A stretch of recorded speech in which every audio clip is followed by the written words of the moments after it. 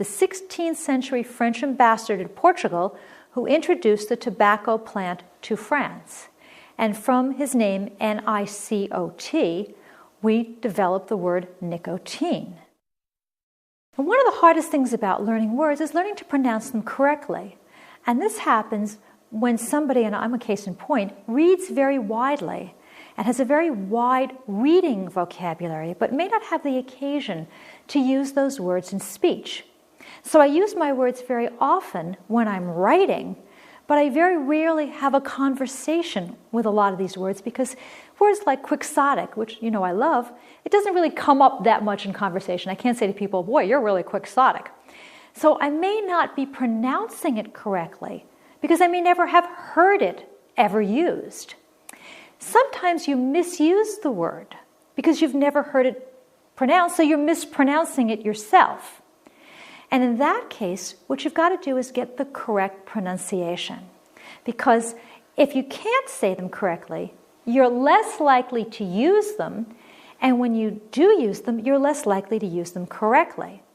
Use a dictionary to learn how to pronounce words correctly. What's nice now is there's a lot of online dictionaries that have audio clips, so you can hear the actual proper pronunciation of the word. Because sometimes when you look at the diacritical marks in the dictionary, you're not 100% sure how to say it still. So try one of those online programs if you're having some difficulty. So now what I would like you to do is to pause the program and get a dictionary to find out how to pronounce each of these 10 words. Also, learn their meanings. Then come back.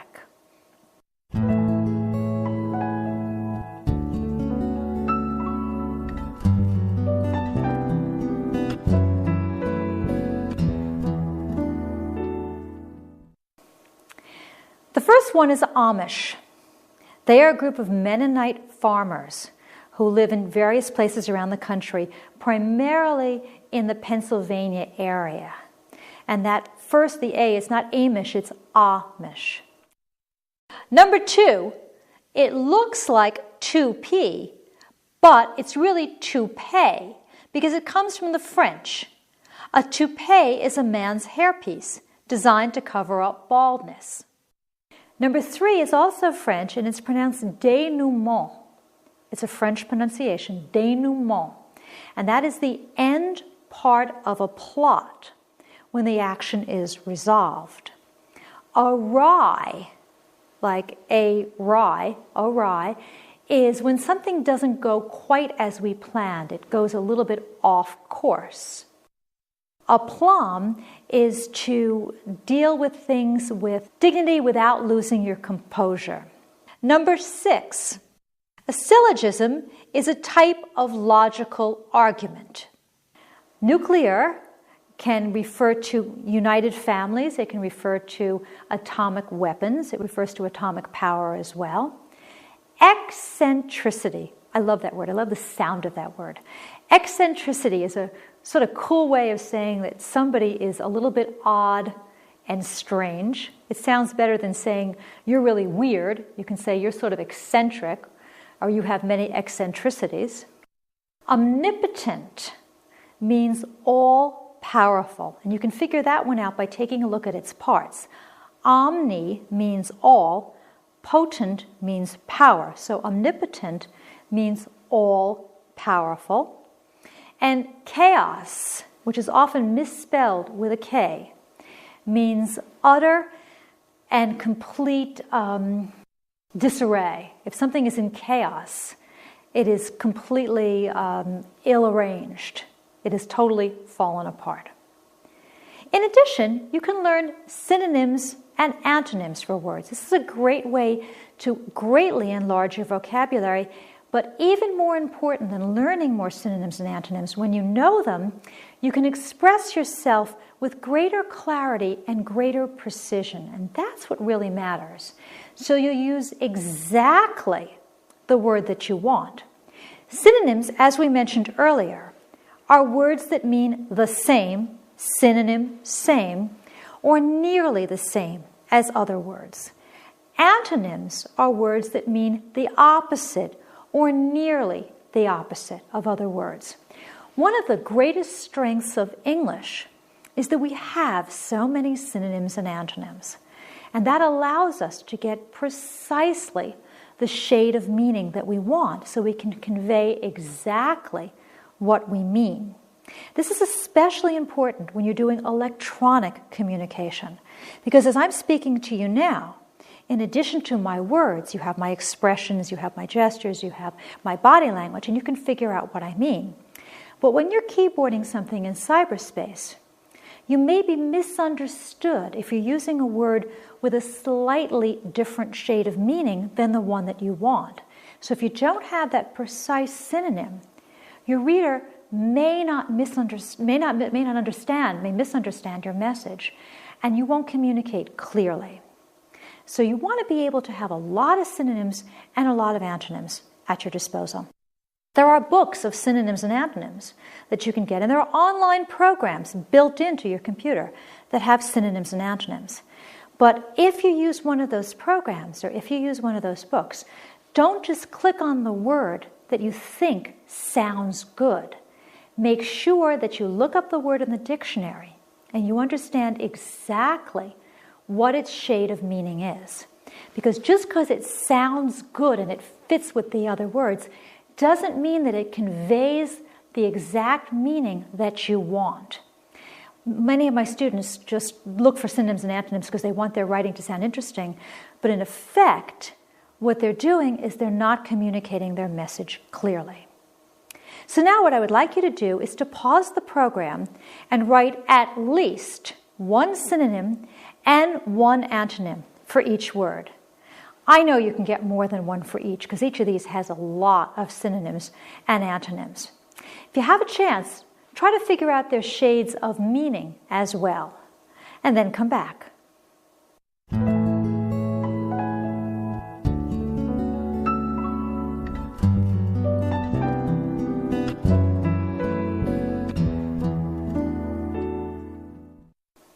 Recall that I had said that it's important to have a lot of synonyms and antonyms so you can express your exact shade of meaning. Also be very careful. Don't just choose the longest one or the one that sounds the fanciest. Just because a word is long, as we said earlier in this program, doesn't mean it's the correct word in that instance for you to express your ideas. It may be the correct word, but it may not be. So always check the meaning and check the context. Now here are my answers. They may be different from your answers. Relinquish means to quit, to renounce, to give up, to back off. The opposite is to keep, to perpetuate, perhaps to embrace. Authentic means real, it means genuine, it means legitimate. Now, let's take a quick look at that. Authentic, real, genuine, and legitimate. They're pretty close, but they do have slightly different shades of meaning. We use genuine, not legitimate, when we talk about gemstones, for example. So it would sound weird if you say, I have a legitimate diamond, rather than saying, I have a genuine diamond. The opposite of authentic is bogus. Bogus means fake or counterfeit. But even there, the words have shades of meaning. We tend to say counterfeit money. It's a term that we use to mean it's money that has been deliberately created to fool people. We don't say bogus money as often as we say counterfeit money. Slightly different shade of meaning. Chronic means habitual, it means ongoing. Like you would say, I have a chronic backache. It does not end. The opposite is single or short term. Let's take a look at naive. Naive means innocent, ingenuous. You could also say ignorant. It means that you're not exposed to the world, that you haven't had much experience. Now, being innocent is positive, but being ignorant is negative. And they both have the same dictionary kind of meaning, but that's when you want to be very careful which synonym you use. The opposite of naive is urbane or suave. And both of those words are sort of good words to be called because they imply that you are sophisticated, which could also be the opposite of naive. Sullen means morose and irritable and cranky and fretful. The opposite of that is blithe, cheerful, joyful. So now I have found synonyms and antonyms that have basically the same meaning but slightly different shades. Number 6, frigid means cold and freezing. The opposite could be hot, blistering. Impetuous means impulsive or rash. You act without thinking. The opposite is you're cautious, you're thoughtful, maybe you're calm. Loquacious, another one of my favorite words. Loquacious has a great root to it, loque, which means to talk. It means talkative, it means chatty. You could even use eloquent, which means the ability to speak smoothly. The opposite is taciturn, laconic, which means that you don't say very much at all, just maybe yep and nope. Terse. If someone is terse, they are concise, they are succinct. The opposite is they're verbose. They talk a lot, they're very long-winded, they never shut up. Hackneyed, another great word because it has such a good sound. Hackneyed means cliched or overdone or stale. It's a phrase like sweet as sugar or raining cats and dogs that has lost its freshness. The opposite of that would be fresh, new, or novel. So what you want to do when you find synonyms and antonyms is look at the widest possible list. Choose the ones that you think best fit your audience, your purpose, and your context, and then check their meaning in a dictionary to make sure that you've got exactly the word that you need. You want to be very careful not just to pick the longest word because you think it's going to impress your readers. Now, how can you remember all of these words that you've read about, that you've looked up in a dictionary, that you've read online? I mean, how can you possibly use them, remember them? Well, one of the best ways is to make a set of word cards. Choose maybe 10 words per week and take 3x5 index cards.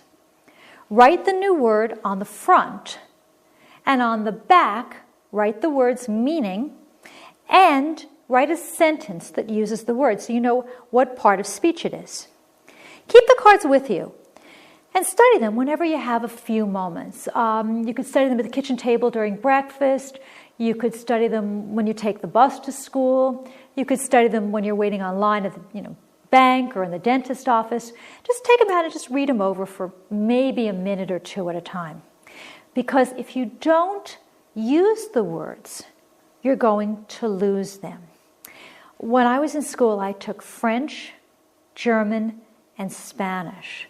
And at one time, I was pretty good in my French and my Spanish, but I never used it because I haven't had an occasion to speak to people daily in French, Spanish, and German.